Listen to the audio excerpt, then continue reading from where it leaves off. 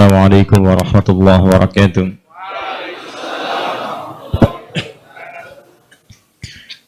Alhamdulillahi rabbil alamin. Wassalatu wassalamu ala rasulillahil karim an-nabiyil amin sayyidina Muhammadin wa ala alihi wa sahbihi wa ummatihi ila yaumiddin. Amma ba'd, fa ya ibadallah, usi nafsi wa iyyakum bitaqwallahi faqad fazal muttaqun. فلا تموتن إلا وأنتم مسلمون. فقال تعالى يا أيها الذين آمنوا اتقوا الله حق تقاته ولا تموتن إلا وأنتم مسلمون. Setelah Anda berwudu, menyiapkan pakaian terbaik, maka tugas pertama kita setelah itu menghadap ke arah kiblat. Sekarang pertanyaannya, apa itu kiblat? Apa itu kiblat? Halo? Ingat perjanjian kita ya. Baik, kalau belum tahu cukup katakan. Baik, apa itu kiblat? Jadi Anda selama ini ngadap kemana? Anda nggak tahu kiblat. Anda sholat, masya Allah. La haula wala quwwata illa billah. Mudah-mudahan Anda sehat ya. Di sini. Perhatikan sini. Nah, sekarang ini persoalan gitu kan? Baik, ini persoalan. Apa itu kiblat? Baik, dari kata qabila yaqbal, ya, qiblatan. Qiblatan bisa juga ke arah situ, maknanya ya, kiblat itu dari kata qabila, asal katanya sama dengan tawajjah, tempat mengarah, menghadap. Di secara bahasa, kiblat secara sederhana bisa diartikan pusat, ya, menghadap atau arah, ya, pusat dari satu arah.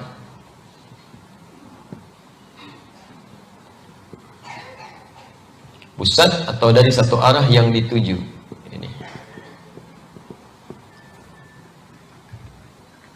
Jadi Anda dari manapun datangnya, misalnya ada dari pintu kanan, pintu kiri, depan, belakang, tapi punya tujuan yang sama ke satu tempat.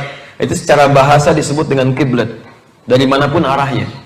Ya, jadi kalau Anda menuju pada satu arah yang sama, kemudian itu menjadi sentral, jadi pusat arah yang dituju, maka secara bahasa itu disebut dengan apa? Kiblat. Nah, ini kalimat Nabi tsumma istaqbilul qiblah. Kemudian menghadaplah Anda ke arah kiblat, memberikan kesan bahwa dalam sholat kita memiliki satu pusat yang sama yang harus dituju. Satu sentral. Gak boleh beda. Awas, hati-hati. Nabi saja yang paling soleh, Rasul, menghadap ke arah sentral ini. Anda Nabi bukan, Rasul bukan, tidak sesoleh Nabi. Pengen mencari yang lain. Nah, mungkin di situ ada yang harus diperbaiki.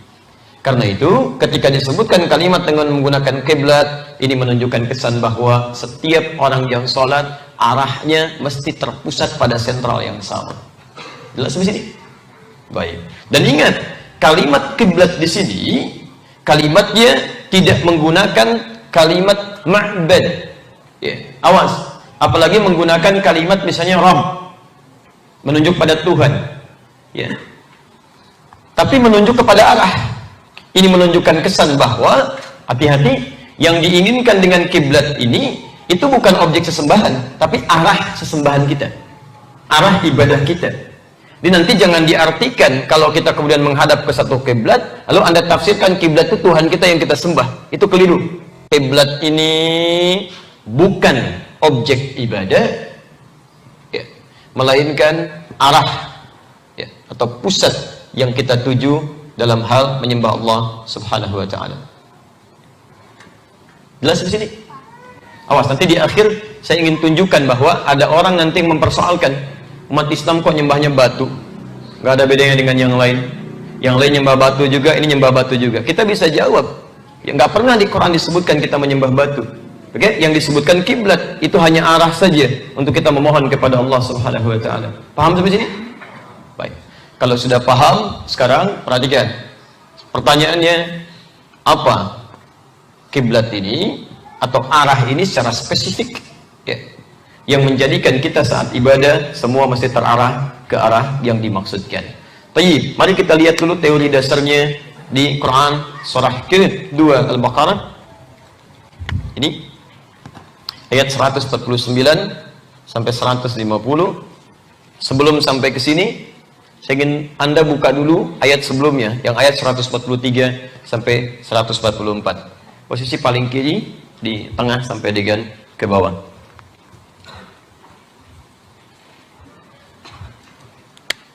Baik. Ada ayatnya? Saya mau mulai dari 144 dulu ya. Baik.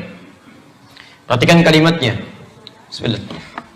Quran surah kedua Al-Baqarah ayat 144. Qad nara taqalluba wajhika fis sama' falanuwalliyannaka qiblatan tardaha. Ada ayatnya? Fawalli wajhaka syatral masjidil haram. Baik. Qad nara taqalluba wajhika fis sama'. Sungguh kami selalu mengamati. Qad dengan fi'il mudhari diartikan selalu dari awal proses sampai terus itu berjalan. Ya. Kami selalu mengamati engkau selalu menengadahkan bahkan wajahmu ke langit memohon. Ini menunjukkan, ayat ini ingin memberikan informasi, menunjukkan pada kita bahwa ada satu kebiasaan Nabi Sallallahu Alaihi Wasallam ya, yang beliau senantiasa mengarah ke langit ya, seperti ini kurang lebih ya, mengangkat tangan memohon meminta ke langit. Jadi sambil mengarahkan wajahnya ke atas. Ya, makanya bahasa Qur'annya qad nara taqalluba wajhika fis sama'. Taqallub itu naik turun begini. Kadang minta lagi, kadang turun lagi, kadang minta lagi, kadang turun lagi, berharap gitu kan? Bermohon. Nah, apa yang Nabi mohonkan di sini? Di sini muncul kisahnya. Jadi sebelum Nabi sallallahu alaihi wasallam hijrah ke Madinah, setahun sebelum hijrah, turun perintah salat, itu kiblatnya masih mengarah ke Al-Masjidil Aqsa. Masjidil Aqsa di Palestina. Kemudian sampai hijrah ke Madinah pun tahun pertama, tahun kedua itu masih mengarah ke Masjid Al-Aqsa. Tayyib. Maka mulai setelah itu ketika beliau dalam kesempatan berkunjung ke rumah Ummul Bashar, ya, lalu menunaikan salat, tiba waktu salat disebutkan dalam riwayat salat zuhur. Tayyib, ada riwayat lain menyebutkan salat subuh.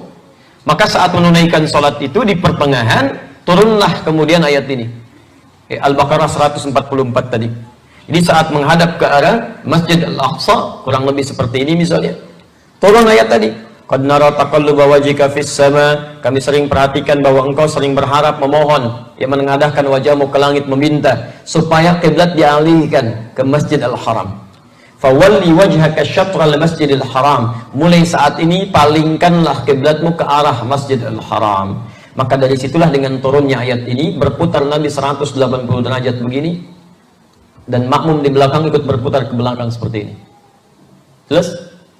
Saya ulang, dengan turunnya ini Quran surah kedua Al-Baqarah 144, kemudian Nabi berputar seperti ini ke arah Al-Masjidil Haram 180 derajat. Sahabat yang di sini ikut berputar ke sini 180 derajat. Paham sampai sini? Baik. Pertama, saya ingin tunjukkan dulu kepada Anda. Yang berdoa tadi siapa? Nabi SAW. Nabi orang takwa bukan? Takwa. Dijamin masuk surga? Dekat dengan Allah? Baik. Tadi Nabi berdoa meminta kiblat dialihkan ke Masjidil Haram. Berapa tahun dikabulkan doanya? 3 tahun. 3 tahun. Apa Nabi mengeluh? Tidak. Masya Allah. Apa Nabi kemudian putus asa? Tidak. Beliau tetap biasa saja berharap kepada Allah, mohon lagi meningkatkan takwa. Nabi, Rasul, manusia paling takwa, jelas surganya dekat dengan Allah. Memohon kepada Allah dikabulkan 3 tahun kemudian. Tidak menyerah, tidak putus asa, tidak marah, dan tidak pesimis. Anda Nabi bukan? Ya Masya Allah. Takwa tidak setakwa Nabi. Surga belum jelas sampai dengan pagi ini. Amalan masih berantakan. Minta sama Allah sudah mintanya maksa, pengen cepat dikabulin. Masya Allah, 3 hari belum dikabulkan sudah marah-marah. Ya Allah, saya sudah tahajud, saya sudah puasa, saya sudah baca Quran. Kurang apa lagi ya Allah? Masih banyak kurangnya. Tahajud baru 2 rakaat, witir 1, baca Quran baru 2 ayat, puasa pun baru setengah hari udah buka. Pengen dikabulkan, ayo tambah lagi, tambah lagi, tambah lagi. Demikian adanya gitu kan. Jadi ada beberapa hal yang kita mesti belajar, tidak hanya hukum fikihnya, tapi bagaimana proses untuk melahirkan itu. Kadang-kadang sifat doa itu di antara pengabulannya Allah akan kabulkan saat kita siap menerimanya. Di antaranya demikian. Allah hanya memberikan apa yang kita butuhkan, bukan apa yang kita inginkan. Kadang-kadang bahkan mengganti keinginan kita dengan kebutuhan kita. Disitulah penting kita belajar fikih doa sebelum kita memohon, supaya saat dikabulkan kita tidak kaget. Minta anak laki-laki keluar perempuan, minta perempuan keluar laki-laki, kaget lagi gitu kan? Itu wajar. Tapi yang tidak wajar menyesali apa yang telah diberikan. Tidak, ada yang terbaik yang harus kita pelajari. Paham sampai sini? Baik, itu bagian yang pertama. Yang kedua, kita dapatkan kalimat dari ayat ini, fawalli wajhaka syatral masjidil haram. Maka mulai saat ini hadapkanlah kemudian arahmu, kiblatmu, kan? Kalimatnya tidak menggunakan kalimat Masjidil Haram, tapi syatral Masjidil Haram. Syatral Masjidil Haram. Syatral. Syatral Masjidil Haram. Baik. Fokus betul ya. Fawalli wajhaka syatral Masjidil Haram. Baik. Masjidil Haram, Al-Masjidil Haram sudah jelas. Kita sudah paham di sini ya. Tidak perlu banyak ditafsirkan. Pelan-pelan. Ada apa di Al-Masjidil Haram? Yang paling utama ada Ka'bah. Ka'bah. Redaksi pertama kali disebutkan dalam Al-Quran penamaan Ka'bah ini dengan Bait, Al-Bait. Quran surah ke-3 Ali Imran dari ayat 96 sampai 97 itu. Ya, inna awwala baitin wudi'a lin-nas, bait. Jadi kalau disebutkan Al-Bait, ya, yang terkait dengan Al-Masjidil Haram itu yang dimaksud Ka'bah. Jelas di sini? Baik, pelan-pelan fokus. Saya ulang sebentar. Turun ayat, fawalli wajhaka syatral Masjidil Haram, maka arahkan salatmu, kiblatmu ke arah syatral Masjidil Haram. Saya mulai kupas yang ini dulu ya. Ini sudah diketahui Al-Masjidil Haram ya, yang adanya di Mekah. Ya, saya turunkan beberapa kalimatnya. Maaf, saya dulu yang hapus ya. Anda tahan dulu sebentar. Nanti yang ini Anda insya Allah. Baik, sebentar. Biar agak cepat. Lihat, saya turunkan sebentar. Al-Masjidil Haram. Baik. Tempatnya ada di mana? Di Mekah. Baik ya. Fokus pelan-pelan. Di Mekah Al-Mukarramah. Satu. Tayyib. Turunkan lagi. Di dalamnya ada apa? Ka'bah. Ini ya. Ka'bah. Ka'bah disebut dengan apa? Al-Bait salah satunya. Al-Bait. Nah, sekarang yuk kita turunkan sebentar. Kita diminta mengarah ke arah Al-Masjidil Haram. Sekarang kalau kita ada di dalam Al-Masjidil Haram, mengarahnya mau kemana? Awas, fokus, lihat teman-teman. Kalau kita berada di dalam Al-Masjidil Haram, mau ngarah kemana? Tahu dari mana? Ah, ini persoalan, selalu begitu ya. Baik, ingat, dalam syariat tidak ada mengarang. Mengarang hanya ada dalam pelajaran bahasa Indonesia, gitu ya. Dalam syariat harus pakai dalil. Baik, di sini ini ayat ketika turun, Nabi kan sedang di daerah mana? Di Kuba, ya. Jadi menghadap ke Masjidil Aqsa, turun ayat menghadap ke arah Al-Masjidil Haram. Itu Kuba ada di mana? Sekitaran Madinah. Artinya beliau sedang jauh dari Al-Masjidil Haram. Jelas ya? Ya, Masjidil Haram di Makkah, Kuba masuk Madinah sekarang. Ya, ada jarak 400 kilo lebih dari Makkah ke Madinah. Artinya ini ayat diturunkan dalam posisi Nabi jauh dari Makkah, jauh dari Al-Masjidil Haram. Bagi orang-orang yang wilayahnya, hati-hati, jauh dari Al-Masjidil Haram, maka posisinya nanti diminta dihadapkan ke arah ini. Jelas di sini? Halo, jelas? Belum saya turunkan sejelasnya. Ini baru umum saja. Nanti kita tunjukkan apa yang dimaksud Al-Masjidil Haram ya. Tapi sekarang persoalannya, kalau Anda ada di Masjidil Haram plus di dalamnya, menghadap kemana? Itu poinnya. Maka turun kembali surat Al-Quraisy di sini. Li'ilafi Quraisy, ilafi rihlatasy syita'i was-shayf, falyabudu rabb hadzal bait. Lihat al-bait. Falyabudu, maka sembahlah oleh kalian, sembah ibadahilah oleh kalian rabb hadzal bait. Rabb bukan baitnya, ingat, bukan Ka'bahnya, bukan kiblatnya. Rabb hadzal bait, Rabbnya. Jadi saat kita menghadap ke arah Ka'bah, bukan menyembah Ka'bahnya, tapi menyembah Rabbnya. Jelas ya? Di sini ada kalimat Rabb hadzal bait ya. Kalimat hadzal bait menunjukkan ini kiblatnya, Rabb menunjukkan Tuhan yang harus kita sembah. Jelas di sini? Maka jika Anda ada di sekitaran Al-Masjidil Haram, dekat dengan itu, ya apalagi di wilayah Makkah misalnya, bisa dipastikan mengarah ke Ka'bah, maka jihad atau kiblah kita terkhusus mesti dipastikan menghadap ke arah ini, ke Al-Bait, ke Ka'bah. Ya. Li'ilafi Quraisyin kan Al-Quraisy turunnya di mana? Di Makkah, bukan di Madinah. Sedangkan rumah Nabi dekat ke Ka'bah. Kan saya pernah tunjukkan kepada Anda, kan? Ini Ka'bahnya misalnya. Ya. Teman-teman yang ikut umrah pernah saya tunjukkan bahkan rumahnya. Anda keluar tarik garis jajar, ini Hajar Aswad, tarik ke sini, ini Bukit Safa, tarik ke sini lurus terus, ada Babus Salam di sini. Kemudian naik sedikit tangga ke atas, ya, ada eskalator sebelah sininya, tarik garis lurus, ini rumah Nabi. Ini Jabal Qubais, istana raja di sini. Yang di sini Zamzam, sekarang menara Zamzam. Jadi kalau ayat ini turun di sekitaran Makkah, bisa dipastikan nggak jauh dari Ka'bah di sini. Di begitu turun menyebut kalimat orang-orang Quraisy yang terbiasa beraktivitas berniaga, ya Allah telah berikan anugerah kepada kalian, diberikan ketenangan, diberikan makanan kebutuhan. Sekarang syukuri itu semua dengan menyembah Rabb hadzal bait. Sembah Allah dengan menghadap ke arah Ka'bah al-Bait. Turunnya di mana? Di Mekah. Areanya mana? Dekat Ka'bah. Jadi wajar kalau kalimatnya tidak menggunakan Al-Masjidil Haram, tapi menggunakan kalimat al-Bait. Paham sampai sini? Jadi kalau Anda tepat berada di sekitaran Ka'bah, area Al-Masjidil Haram, maka harus Anda pastikan sholat Anda menghadap ke arah Ka'bah. Karena itu Anda akan temukan garis-garis langsung yang akan digaris, seluruhnya menghadap ke sini. Anda ada di manapun, ada sisi ini, hadapnya akan ke sini. Sisi di sini begini, sisi di sini begini. Sampai bahkan ke area rumah Nabi SAW dulu, yang diduga oleh para sejarawan di situ Nabi dilahirkan. Ini penting saya sampaikan, karena ada beberapa orang yang ketika sampai ke Mekah, Masya Allah, itu sampai salah kiblat, Pak. Betul, Bu. Ya. Kami saat mengajak beberapa teman kunjungan ke tempat yang diduga Nabi dilahirkan di situ, Maulid An-Nabawi, sekarang disebut Al-Maktabah Qadimah, ya, perpustakaan yang dulu, ya, disamarkan tempatnya supaya tidak dikultuskan. Itu terakhir bahkan kami ke sana, ya, itu sempat kita foto, ada gambar di dindingnya begini. Ada tulisan orang ruku dan sujud, ya, kemudian dicoret begini. Ditulis pakai bahasa Arab, bahasa Inggris, bahasa Urdu, dan bahasa Indonesia. Jangan sholat menghadap ke sini. Kenapa menggunakan kalimat bahasa Indonesia? Patut diduga ada orang Indonesia yang salah juga gitu. Ya. Kalau nggak ada, nggak akan ada tulisannya. Ya. Nggak ada bahasa Jepang di situ, nggak ada bahasa Cina gitu kan? Yang ada bahasa Indonesia. Baik, salah satunya. Itu artinya sampai yang ke Mekah pun masih salah kiblat juga. Sholat ngadep ke situ gitu kan? Sudah keliru gitu ya. Nggak setiap benda mesti kemudian kita sholati, tidak begitu. Jelas di sini?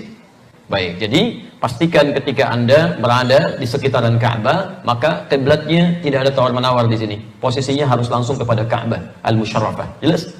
Baik. Sekarang jika areanya di luar itu, awas hati-hati. Li'ila fi Quraisy, turunnya sekitaran Mekah. Mekah ada di mana? Sekarang wilayah Saudi. Tapi Saudi kan luas. Ada di Riyadh juga, kan? Ada di Jeddah juga, kan? Ya, ada Damam dan sebagainya, wilayah sekitaran Jeddah ke sana. Cukup luas. Ya, apa kemudian setiap Anda tarik garis dari Ka'bah menjauh, setiap orang yang kemudian akan sholat bisa persis menghadap Ka'bah? Ka'bah sebesar apa gitu kan? Semakin Anda tarik, apalagi semakin jauh sampai ke Merauke, bukan hanya Maroko, tarik ke Maroko, tarik lagi sampai Merauke, kan, Masya Allah, sampai ke Sabang sana. Begitu Anda semakin tarik semakin jauh, tidak mudah memastikan sholat Anda persis menghadap kepada Ka'bah itu. Ya, dengan barangkali volume atau bentuk yang belum bisa mewakili semua jihad, persis harus menghadap ke situ, belum tentu pas itu. Ya. Maka bagaimana ayat Quran melukiskannya? Ini menggunakan kata syatral masjidil haram. Gunakan area yang lebih luas lagi.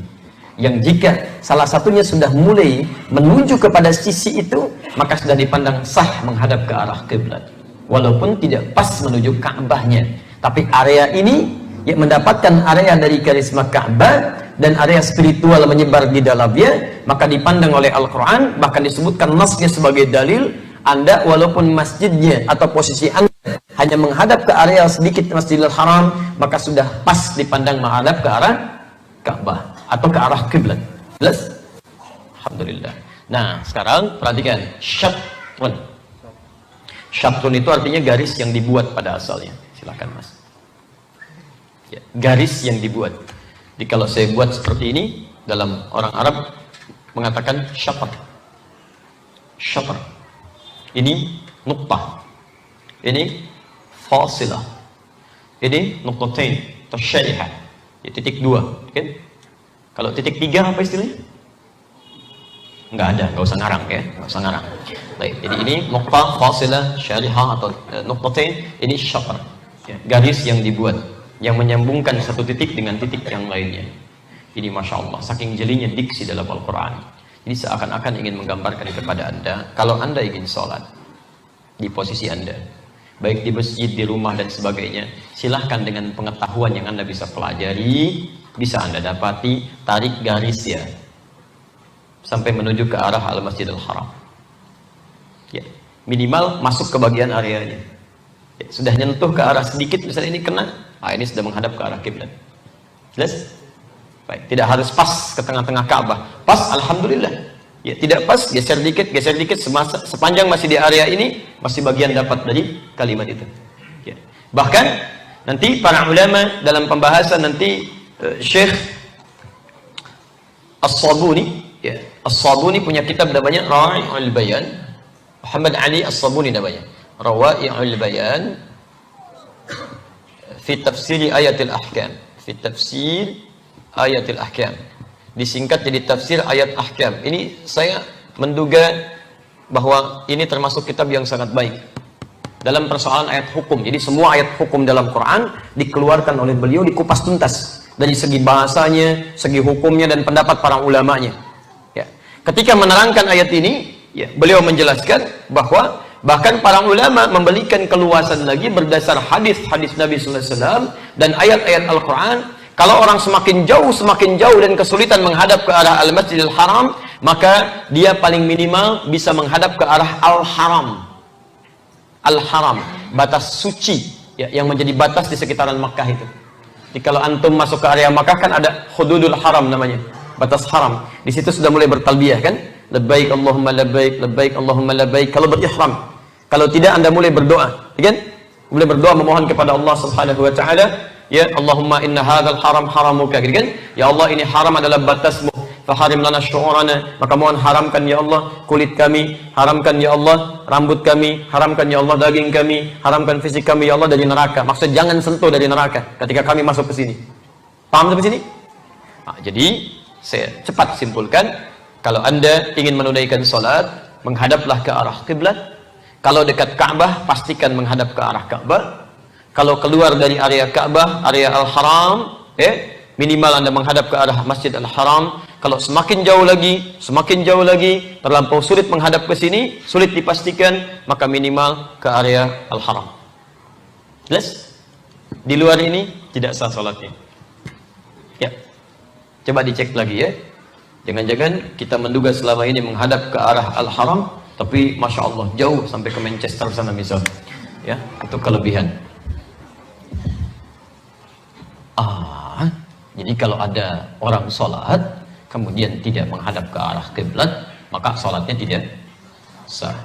Biasanya, mohon maaf, ada dua golongan yang kadang-kadang belum terlalu peduli dengan ini.